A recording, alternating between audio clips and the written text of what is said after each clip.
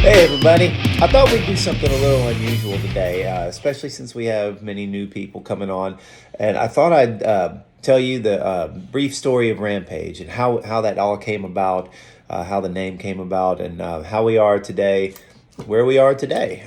So if you got a second, sit back, relax, and I'll share the story because it's kind of a neat one. All right.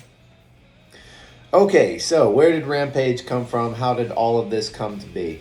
Well, first of all, I think a lot of you guys know my backstory. A once rock and roll musician, professional alcoholic, and damn near took me into the ground. And I really, that's no exaggeration. You know, when you're watching your eyes in the mirror turning yellow and skin and watching your face just become as red as can be because your blood pressure's off the charts.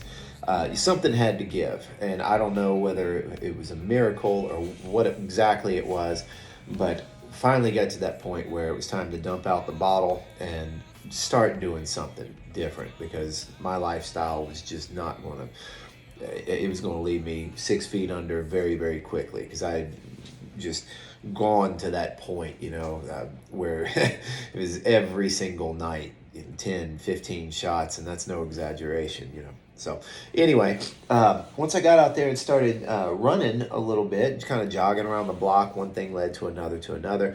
And this isn't my story, but I'll spare you that.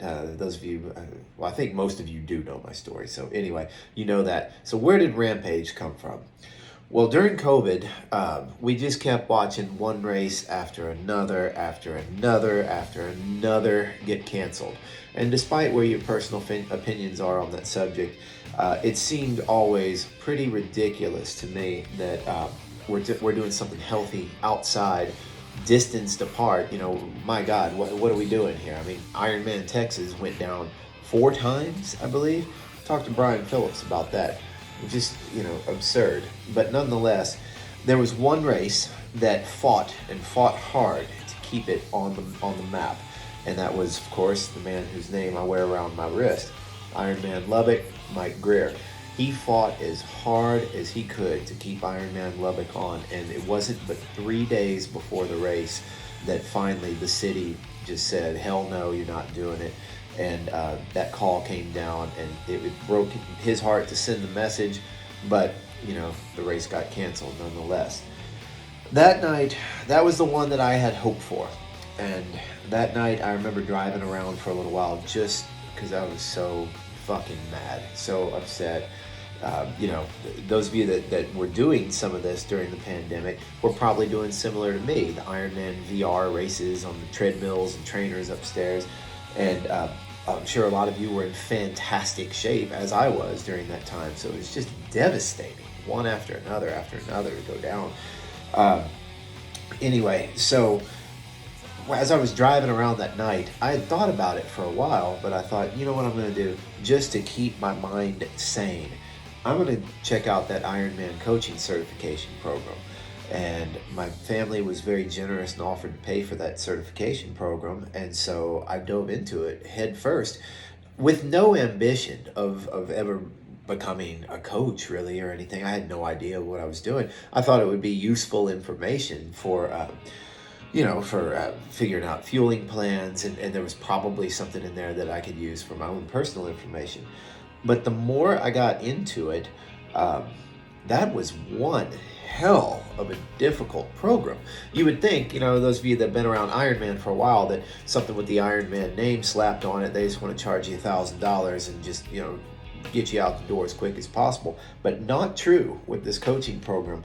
I worked harder on that certification than anything I ever did in college to get my music degree.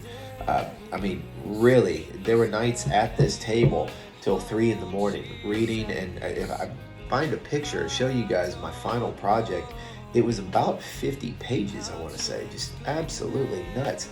And I was very, very, very proud to get an A+ on that certification. I believe I had a 97 or a 98. We'll say 97. But nonetheless, got the certification. And then one of the sub-chapters was about starting a coaching business. And I don't remember when it exactly happened, but I made a profile, coaching profile. And I believe Amelia was one of the very, very first people that contacted me.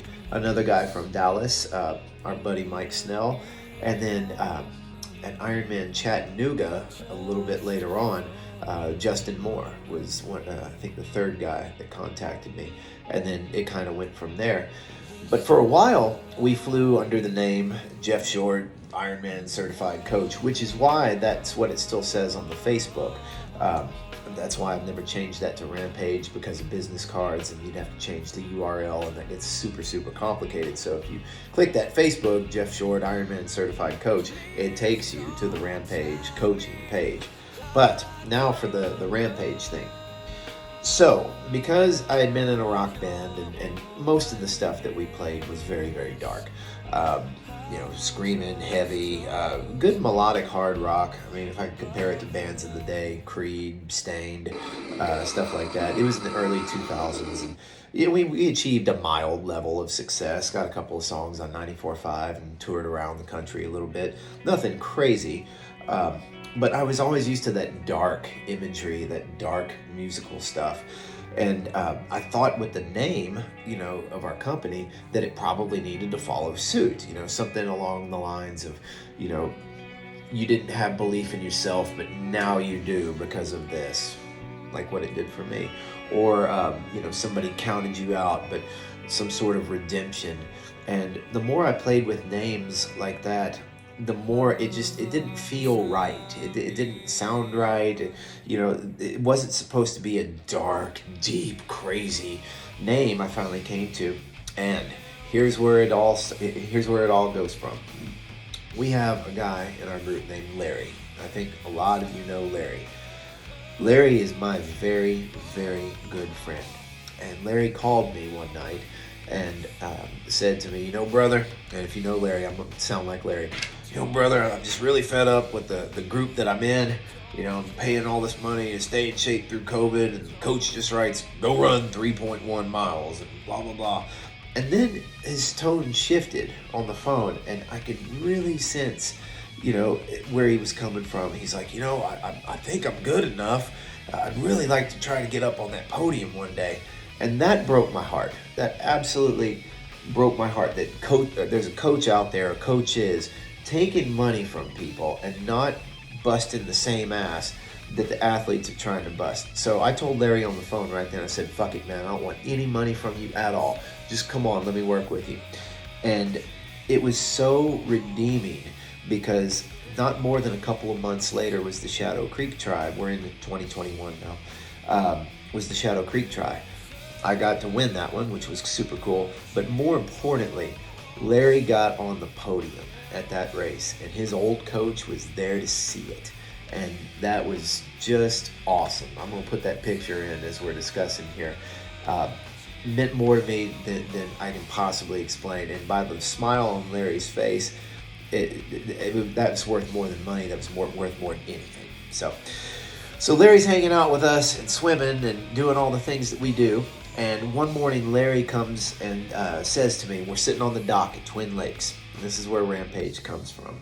Larry said something to the effect of, brother, I was making my coffee this morning, and I was thinking about you running through the finish lines with throwing the devil horns and screaming. I don't know where he could have possibly gotten that idea. Yeah. So he goes, the name just Rampage stuck out in my mind. Rampage Racing or something like that. And instantly it kind of clicked with me. I'm like, oh, that's cool. It's not this dark, deep, spiritual meaning, but maybe that's the point. Maybe it doesn't need to be anything more than just, something powerful, a powerful representation of the person that you are deep down. And so I guess in that way it is kind of dark, but it's also fun. And if we have, a mantra, I think it's probably family, friends, fitness, and fun. That's what we're all about. That's what I want us to always be about at our core. And by God, I think that's what people see at these races, man. We cheer each other. It doesn't matter if you're first or last in your age group. It doesn't matter if you fall in the middle. We're out there as a family and as a team having fun together and doing something positive rather than being like I was once and waking up on a fucking Sunday morning with a bottle of vodka in your hand still on the floor. No exaggeration. We're out there doing things that people won't do, or people, say, oh, maybe one of these days, or, and maybe deep down they're afraid to do. It takes guts to do what we do, to face open waters, to face ourselves and see where we stack up against competition. Again, it's not for first or last place. You're always, like Ahmed said the other day, you're racing the course ghost, if you think about Mario Kart in those terms. You're racing the very best version of yourself that you can possibly be every time out there. It doesn't matter if you're 20 years old, 50 years old, you're not quite as fast as you once were. It doesn't matter. You're chasing the best version of yourself. And I think that's what, Rampage means. And man, Larry absolutely hit it out of the park that morning. So from there, we went through a series of artists. And conceptual artists, it takes a while, not that anybody's bad, but it takes a while to figure out what the image, what the look is going to be. And finally, after 3 or 4, we get to this guy. I found this guy named Zozo.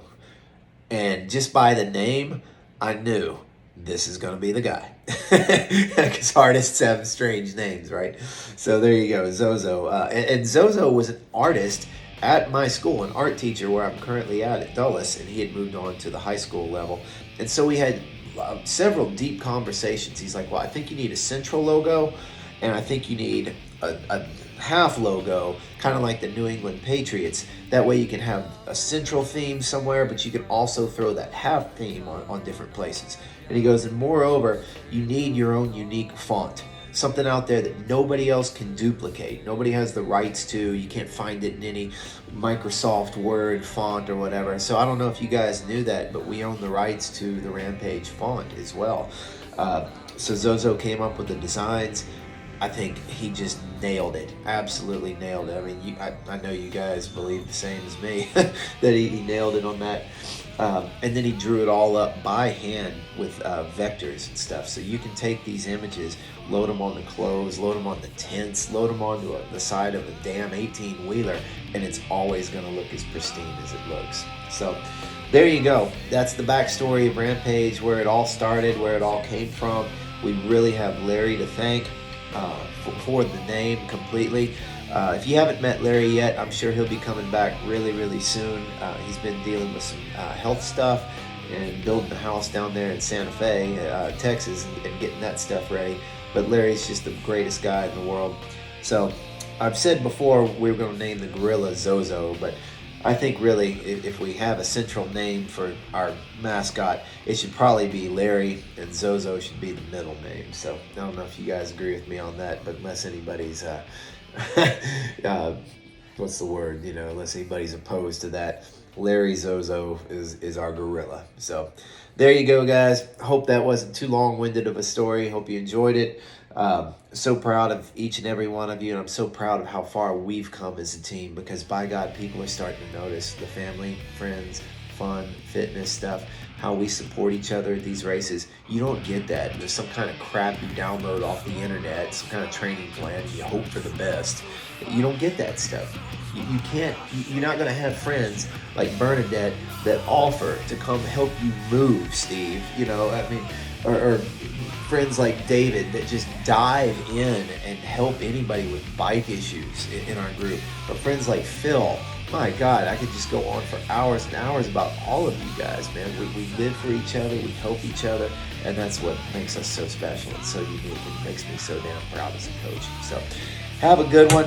There you go. Save this video, I suppose, somewhere. I know it's about 15 minutes now, but so proud of all you guys, and boy, can't wait to see what the future holds for us. All right, have a good one. See you all really soon.